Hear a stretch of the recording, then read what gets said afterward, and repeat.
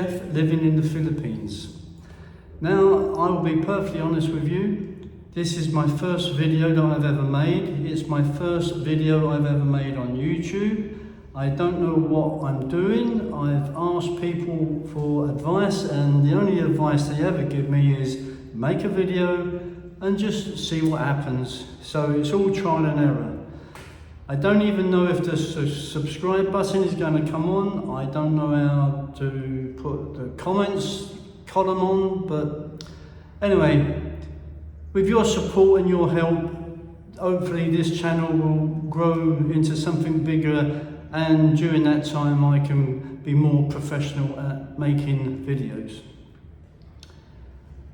So the reason I want to do my own channel is because I have, like many foreigners, when they're thinking of coming to the Philippines, you go on all the videos and on YouTube, you listen to all the discussions about budgets, food, relationships, rental, and although I agree with a majority of them, there are certain aspects of it that I don't agree with, and this is why I wanted to make my own channel to tell you what I feel when living in the Philippines. This is just an introduction video. One, to tell you what the video is going to be all about in the future, and two, for me to gain some experience in getting this sorted out correctly. So be patient.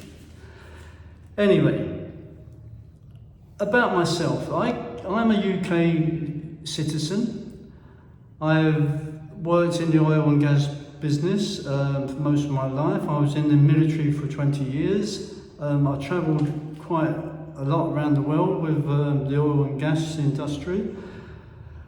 It was due to personal circumstances that, like most people, I decided to come to the Philippines.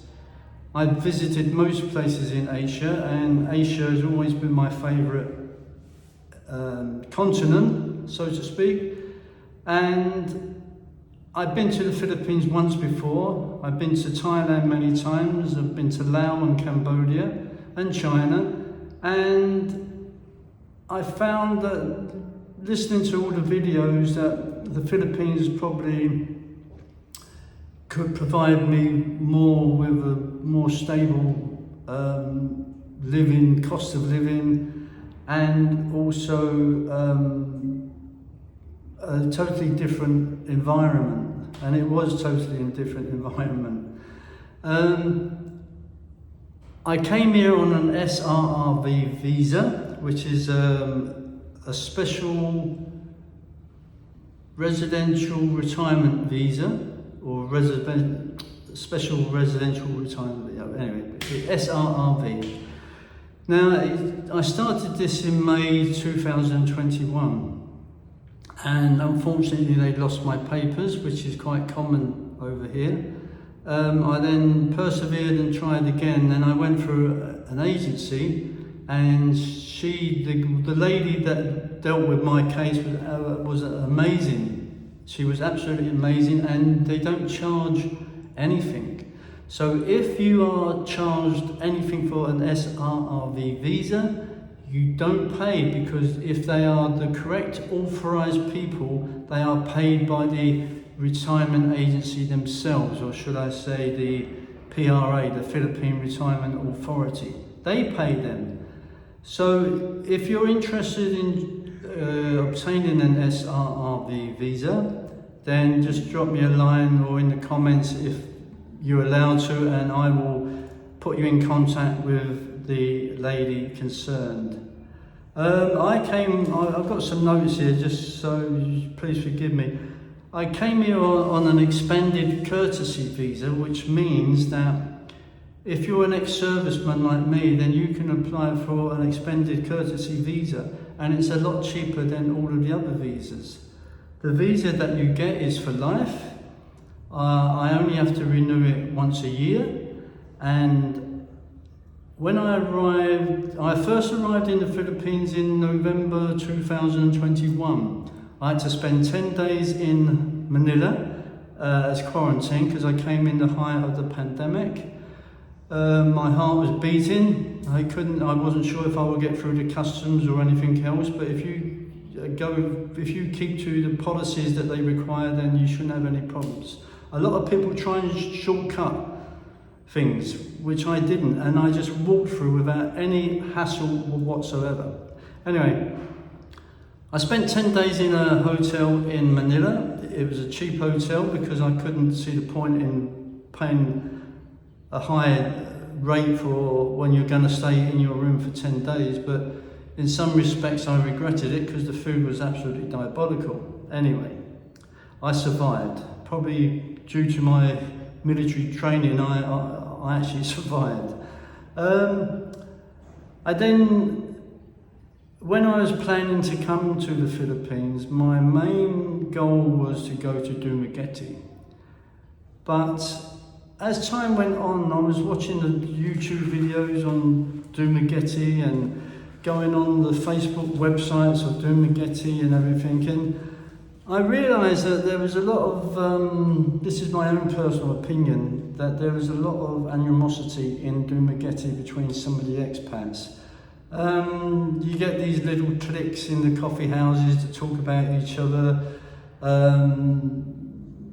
They talk about couples. It's basically too many foreigners in Dumaguete as far as I'm concerned.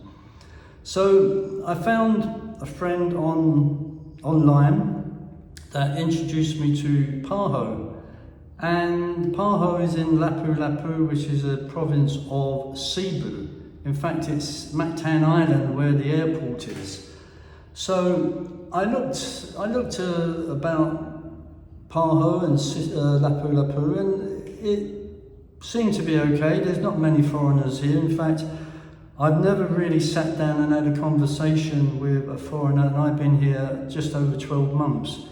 The only time I see a foreigner is in the supermarket, excuse me, in the supermarket or in the Cebu home building, where you just say, hello, where you're from, I've been here X amount of time, and that's it.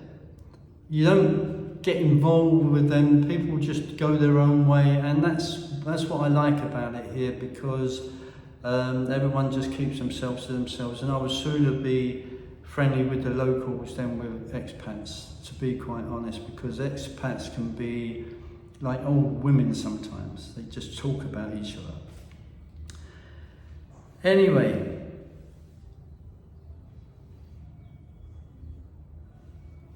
when I first came here, after looking at the videos, I decided to rent, because everyone that I spoke to, or sorry, not what I spoke to, everyone that I listened to on YouTube said rent. So when I was in UK, I looked up, I went on Facebook and on a Cebu housing and rental app, and I was introduced to a two-bedroom house in a place called Sahong, which is on Mactan Island and not very far from the airport. Now, Mactan Airport is the same as Cebu Airport. They're not two separate airports.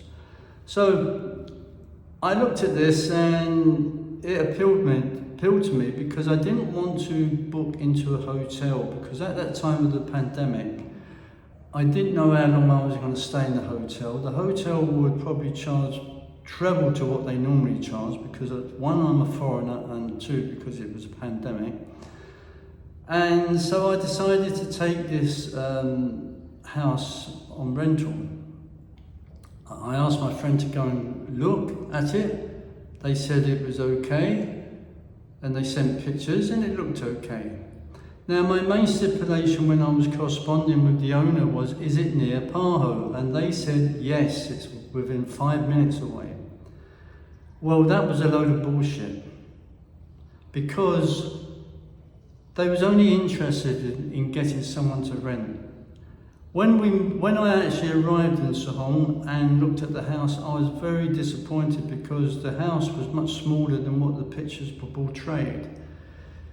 Not only that, but during the negotiation period, they wanted $500 a month. I got them down to $400, but with that they withdrew the washing machine, the TV and one air conditioning in one of the bedrooms. So, fine.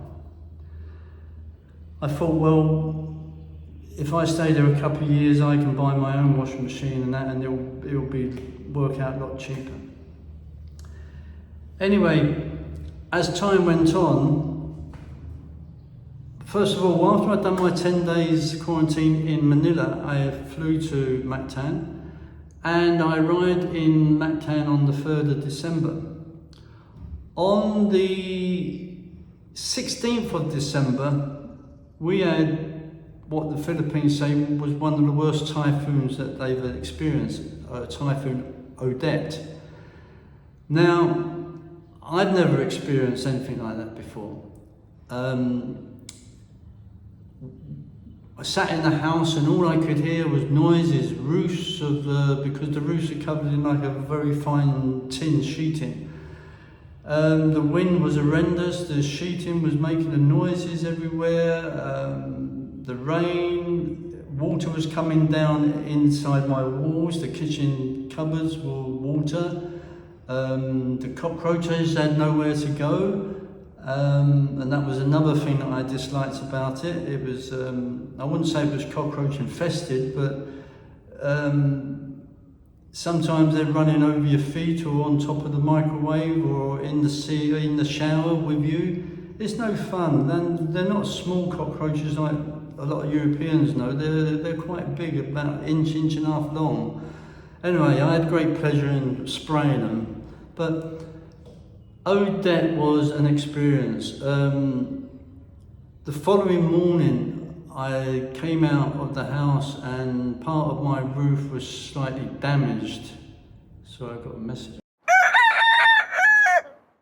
Sorry about that, I pressed the wrong button. I'm learning. Anyway, when I came out of the house that following morning, the house was inside a small compound with about 60 odd houses, I think. We had no electric, we had no water, we had no Wi-Fi or anything. And I was walking around the estate and some of the houses, the roofs were literally pulled off. You could see their bedrooms, you could see their wallpaper in their bedrooms. And what amazed me is that you had a small group of men in the corners just drinking as if it was normal. And I suppose, well, what can you do? The damage has been done. But anyway, it was an experience for me because I had to walk across a field, which I was worried about snakes, to a hand pump to collect water. The locals are very good to me. They helped me and they let me go to the front sometimes and everything else, which was good. But the experience of having to carry water across a field was not what I envisaged when coming to the Philippines. Not only that, but without electric and without air conditioning, and you can probably hear a rooster in the background, but that's part of Philippine life, or even two roosters. No air conditioning in the house, it was sweaty, it was dark, we had to buy candles, and as you can imagine, everyone was stocking up on water. The price of water went sky high. Candles were in short supply. Everything was just so hard. But one of the main problems with living in Song was that the owner didn't really tell me the truth. It was not near Paho at all. In fact, to go to Paho, we had to catch a jeepney, which was about 30-40 pesos each, one way. And sometimes if we had big bags of shopping or laundry, or it was raining, instead of getting a jeepney, we caught a taxi, which was sometimes 250 pesos one way. Now, not only did I have to pay 20,000 pesos rent, I also had to pay for electric, which is normal, water, which is not provided, it was from a deep well in the compound run by a generator. I also had to pay for security, and I believe in taxis. I worked out taxis and jeepneys, and in the end, every month I was paying near enough 40,000 a month, which was not what I wanted to pay. First of all, I didn't like living in a compound. It was on the outskirts of the city, so to speak, the other side of the airport, and it took us sometimes an hour to get to Pahô. So we stayed there about 3 months, and in the end I said, right, I'm going to look for a house rental in Pahô. Now, I don't know whether some of you are like me. I've never rented in my life. I hate rentals. I can't see why I have to give, someone knocks at my door every month and I have to sit down and count 20,000 pesos out to him, and he just walks away and pays off part of his mortgage. I've always owned my own houses, and it was my intention, although against everyone's advice, not to buy in the Philippines because you can't buy. It didn't appeal to me paying rent, basically. Now, okay, if you want to rent, fine. It gives you the opportunity that you can move around. If you intend to go island hopping or spend a few months here and a few months there, fine. But most of the people say, don't rent because you may get roosters, which I've got here. You may get dogs, you may get noisy neighbours, karaoke. Karaoke is everywhere in the Philippines. I've even got a karaoke machine because my neighbour's got a karaoke machine, so I can get my own back when he plays his music loud.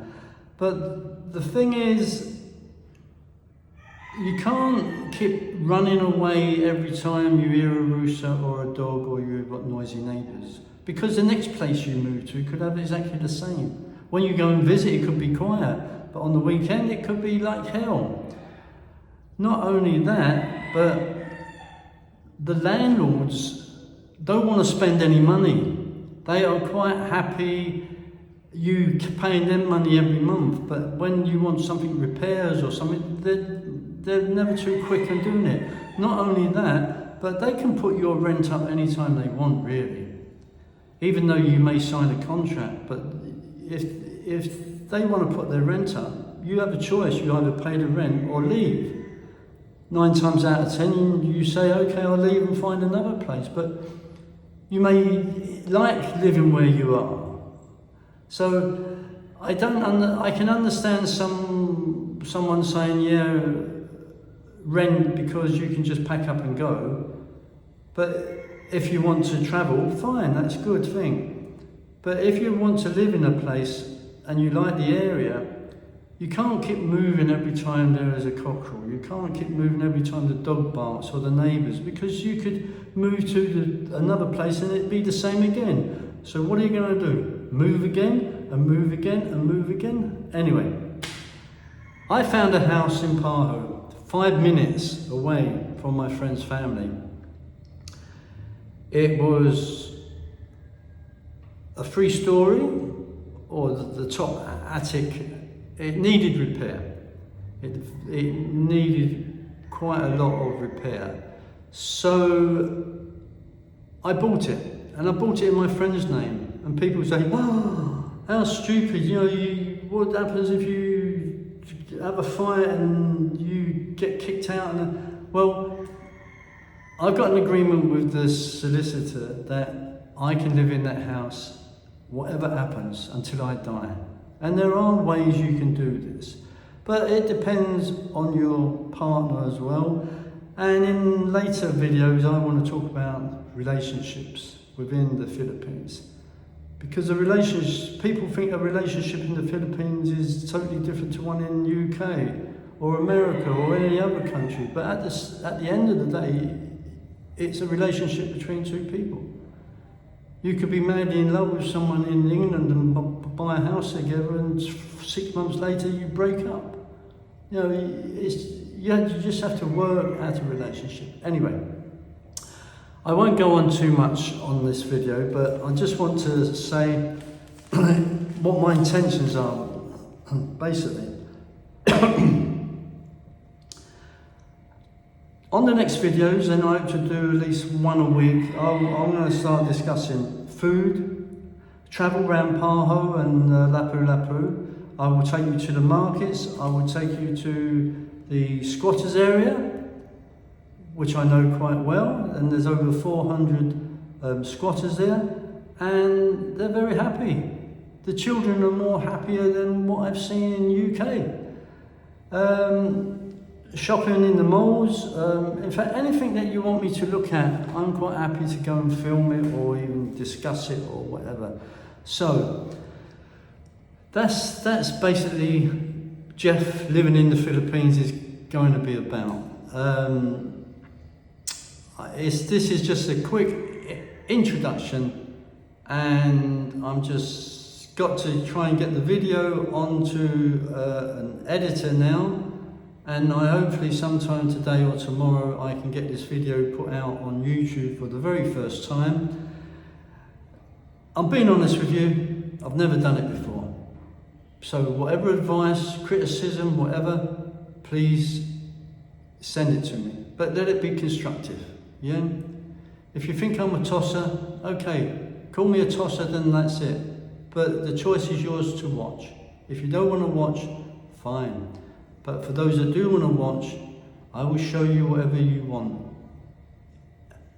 to my best capabilities, if I'm allowed to. Okay? So, thank you for watching.